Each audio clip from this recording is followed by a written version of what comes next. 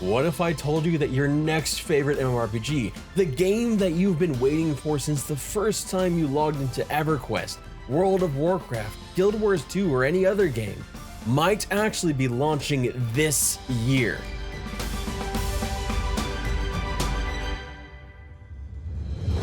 Well, it's probably not, in all honesty. But that doesn't mean that there aren't MMOs launching in 2024 that couldn't be a lot of fun for you, games that may last a couple months or even a couple years. And those are the games that we're going to talk about today.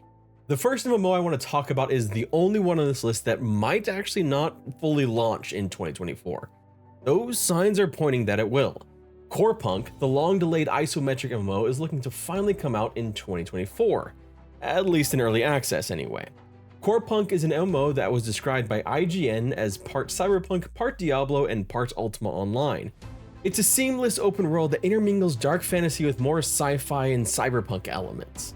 Casual observation might even mistake the game for League of Legends, right down to the health bars. I'm really excited to see how they utilize their fog of war mechanics to create interesting challenges in the game, like NPC or PvP ambushes. There's something really interesting about PvE that might actually make you panic just a little bit, make you, shiver in your boots just a bit, almost as much as PvP, which, of course, this game will have. This game will feature toggled on open world PvP, battlegrounds, and arenas. For those worried about full loot PvP, it sounds like they're leaning more towards a more conservative approach, closer to World of Warcraft's PvP servers, and less like, say, Mortal Online 2, with loot not really seeming to be that dropping every time you die. It was back in November when we first heard that Corepunk was probably heading to us in 2024. In a post on their forums, they wrote that based on the results of 2 tests conducted in closed mode, we've gathered a lot of valuable data and experience and want to objectively state that the upcoming test, the test that would later come in December, will be in their alpha build. According to our forecast, we'll be able to enter beta along with the game's early access by the end of winter. The end of winter being sometime in the next couple months, meaning we may actually see early access in the first half of the year, which would be awesome to see. After their successful alpha test, they went further and explained some of the things that they are working on in the meantime, like level 1 to 5 gameplay and tutorials, better questing, more quality of life features, more content and world exploration, increasing number of players per shard, fixing broken mob behavior, economy, craft, and combat balance improvements, server and client performance, security enhancements, and bug fixes. They said that it is a substantial workload, but something they are eager to get to doing, and that they also announced that they will be having another test in February. So not long to wait if you're looking for that test, and hopefully it'll be a very open test again. This broader access, while maybe not a full launch of the game, would at least be a major step forward for Corepunk, a game that has suffered several delays going back to 2020, many of which are not necessarily their fault. I won't go into too much detail into them here, but there's a lot of external things that were happening to the studio. This is the MMO that I am looking forward to most in 2024 because of its isometric take, because of how it seems to have leaned into a new customization and allowing a lot of a ton of talent systems, what looks like to be interesting but not incredibly overwhelming combat, and a good healthy mix of PvP and PvE. You will have crafting, you will have harvesting, you will even have NPCs that will cuss at you.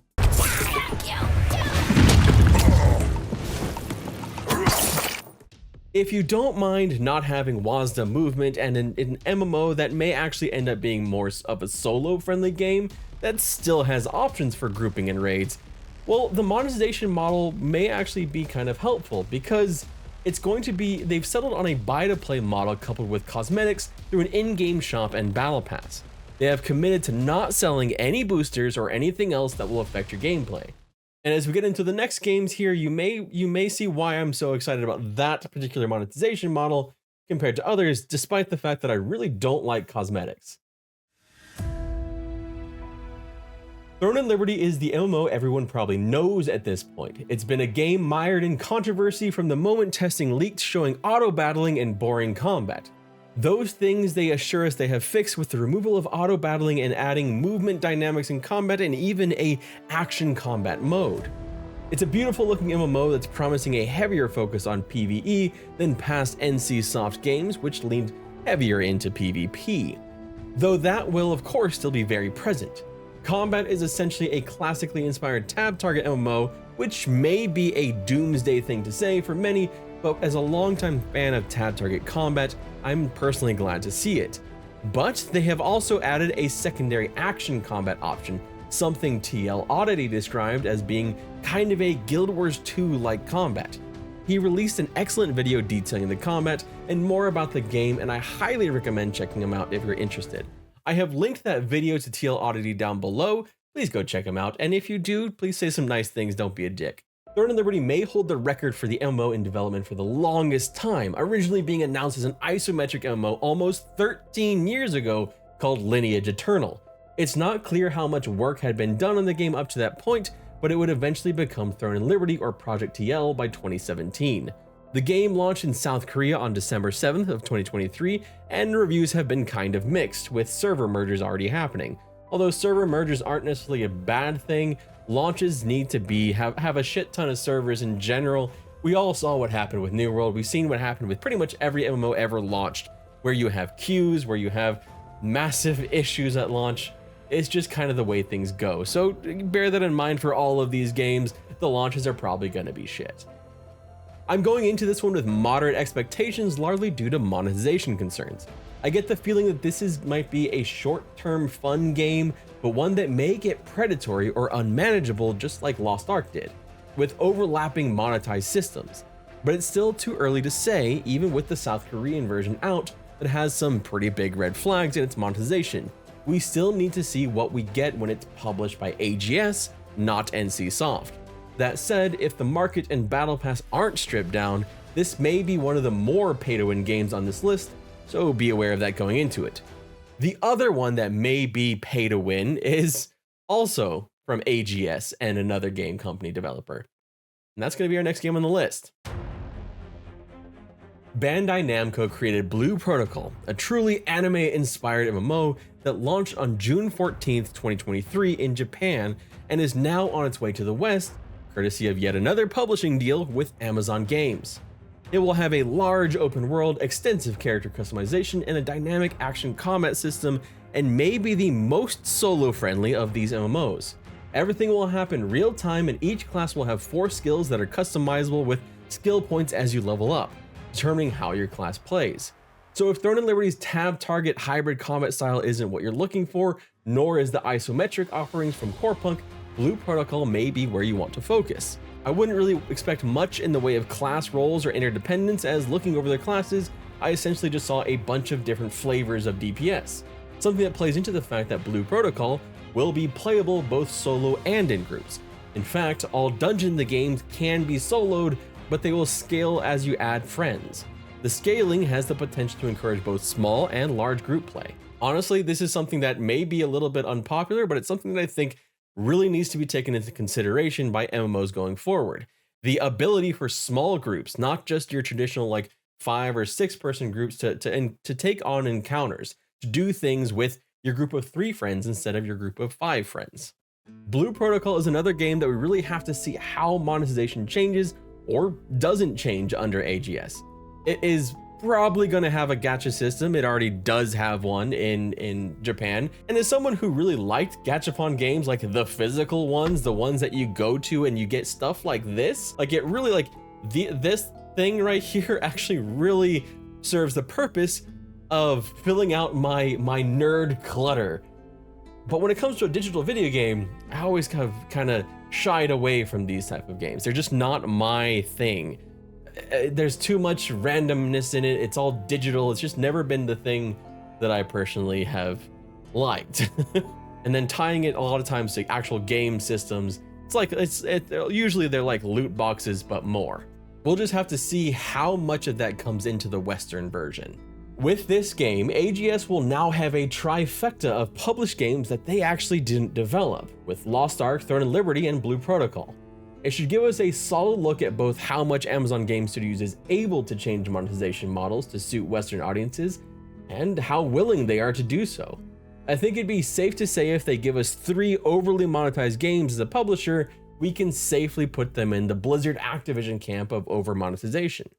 Speaking of Blizzard Activision, some may say that imitation is the greatest form of flattery, right? Well, that's very important to consider when we talk about Tarisland, the game that looks a lot like WoW. Tarisland really feels like the MMO built out of a failed business relationship.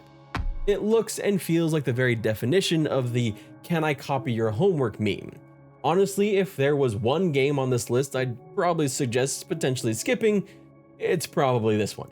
Tarisland is playing the "we're a mobile game and a PC game" card, something I think we're going to see a lot more of in the coming years, and perhaps something we need to worry more about which side it was developed for first. The game does look good.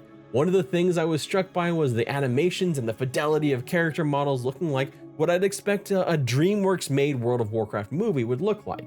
It really does look impressive. Gameplay looks like what you would expect from World of Warcraft, though because of that mobile part of it, it is kind of tuned down as far as the amount of skills you get, which I guess the potential bonus of that is it does help with skill bloat. Most of this knocks have been about the communication around the game, translation, and localization issues.